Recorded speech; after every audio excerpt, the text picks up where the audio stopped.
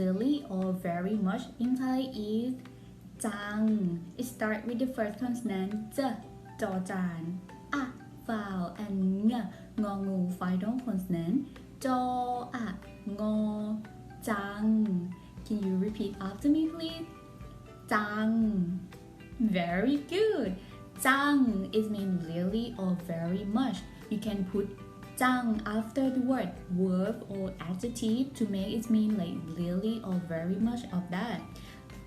Let's say สวยจัง สวยจัง it mean very beautiful. Or ร้อนจัง it mean very hot. วันนี้คุณสวยจัง Today you are very beautiful.